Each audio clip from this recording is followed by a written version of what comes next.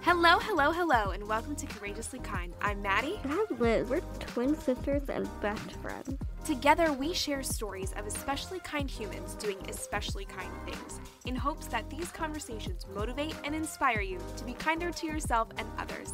When we're not speaking with an incredible guest, we'll speak directly from our hearts about what it means to us to be courageously kind. Hello, hello, hello, and welcome back to our short form episodes. I feel like these are a little bit of just like recap, update.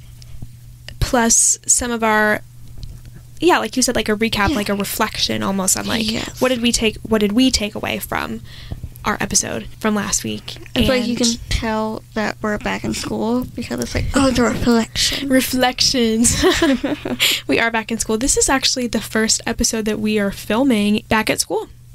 We've only been back for like 2 weeks, but it feels like it's been a week. Feels like it's been a million years. It's gone by really fast and really slow at the same time. Yes, but we are back, and we're getting back in the swing of things, and we are back with a short form episode for you this week.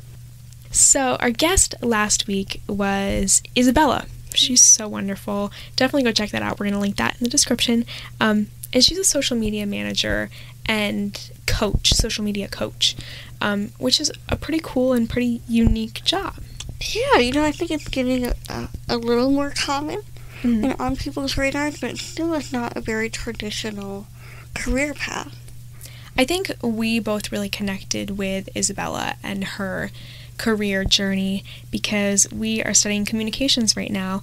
And, Liz and I got interviewed the other day, and our interviewer asked, what's the downside to being in a communications program? And I said, the only downside I can think of is that there isn't a clear career path. Mm-hmm. It's not like you are studying to be an architect or a doctor or, an engineer or a nutritionist. You know what I mean? There's no clear, or there's no one career path, I guess. Yes, you're definitely learning skills that are transferable in many different directions. Yeah. And also we're both applied religious studies majors too, which again is one of those degrees that's like, oh, that's really cool. What are you going to do with that? Yeah, we've had people ask us, what are you going to do with your degree? And it's like, I hopefully get a job. I wish I knew. Yeah. Yeah. So I think some kind of journey that Liz and I have been on, I guess, for the past couple of years is learning how, number one, to be kind to ourselves, because we are sort of in a unique situation where there's no clear conventional path. Mm-hmm. And I think that requires a lot of kindness and a lot of courage, honestly, too.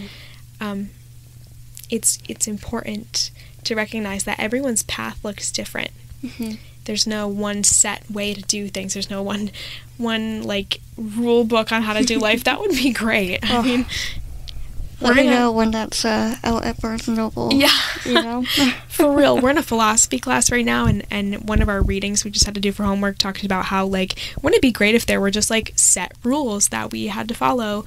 But that's not how life works, and that's frustrating, but true. So I guess what we're trying to get at here is it's okay to have an unconventional path. Mm-hmm. How do we have the courage and the confidence to do that?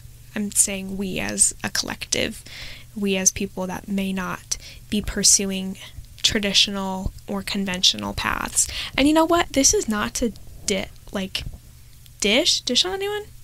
Diss on anyone? You diss on them.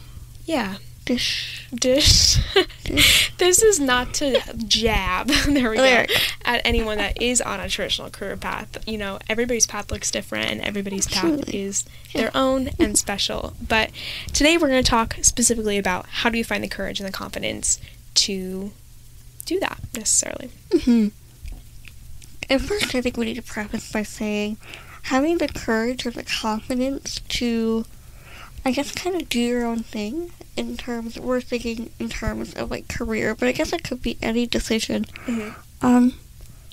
Confidence doesn't mean, like, superior or better than anybody else. I think sometimes we hear about people that are overly confident or even, like, cocky. Mm-hmm. I hate that word. Gross. But I think confidence is much more of an inner belief and affirmation than it is an outward expression. Absolutely, and confidence is not something that's separate from kindness, is kind of what I got from what you were just saying. Mm-hmm. You know, it doesn't necessarily mean that we have to, you know, confidence and kindness don't have to be these separate things. Mm-hmm. We can be confident and courageous in a way that is also kind to the people around us, for sure. Yeah, I think sometimes we think of kindness as quiet. Mm. You know, it's quiet and or complacent. We had a really good English teacher that talked about how kindness is not being compliant, and that was really interesting. Again, that's a whole another episode. But I think we need to look at kindness as this courageous and confident act. Yeah. Yeah. It is truly courageous to show up to the world, to yourself, to life as you are. You know, bringing your own unique gifts and talents and strengths and weaknesses. You know, it takes courage to show up as ourselves, totally as ourselves, you know, not trying to be anybody else, not trying to, you know, fit into a certain mold. And it's okay to, like, learn new skills and want to be a better person and all that, but yeah, it takes a lot of courage to show up as ourselves, but it's a great act of courage and it's a great act of kindness to yourself. Anyone who knows me right now knows that I'm trying to really get into yoga, and I was watching a yoga video one time. I was doing a yoga video, following along, I guess, and she said something about, we were doing this thing called a star pose where you, like, stretch your arms out above your head and you kind of look like a big starfish, and she said that, this is Yoga with Adrienne I'm talking about, love her, she said, you don't serve anyone by being small. You don't serve yourself, and you don't serve anybody else by being small or making yourself smaller than you are. And that, what we mean by that is, like, by not expressing yourself, by not, you know, taking up space. And it's okay to be an introvert. Like, we're not saying everybody has to be introverts or extroverts. But when we allow ourselves to take up space and step into confidence, we can then show up as our best selves, for ourselves and for others too. Like, everybody wins when we put time and effort and work into ourselves. I love that. I love that concept of taking up space, right? Walking into a room. And again, it's not walking into a room being like, I'm the best person here, everybody look at me. But it's more of just walking into a room and saying, I know that I have value, and I know that I have purpose, and I know that I am enough. How can I help? What can I bring to the table? I think when we lack courage and kindness to ourselves, it's really easy to say, I don't have anything to give. My value is not as great as somebody else's. And that prevents us from doing big acts of kindness. Absolutely. I love that you mentioned, I had a thought, I lost it. Cool. I love that you mentioned that it's not a selfish or unkind thing to be able to show up in a situation and be confident in the fact that you are worthy, that you're worthy to be there. Saying that I am worthy doesn't mean that anyone else is unworthy. Absolutely. I think that for some reason, at least I can get those mixed up. But it's not...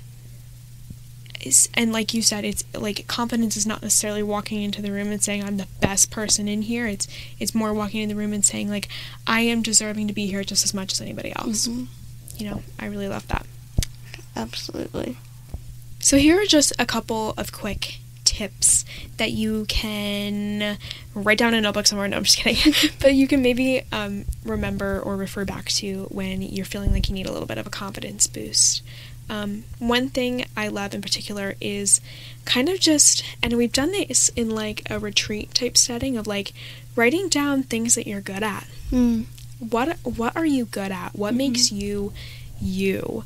I'm sure there's something, and it could be the silliest thing of like, I am very good at fluffing my pillows, or I am great at, sweeping the floor or baking cookies or whatever it is that you're good at that you like to do, and hold on to that. Isabella sort of mentioned that in our episode last week of creating that list of things she knows to be true about herself, and confidence was one of them, and I absolutely love that. So make that list. What do you know about yourself? What are you good at? What are your strengths? And also, I think reminding yourself too that, like, again, you have value, you have purpose, you have a reason for being in every situation you find yourself in.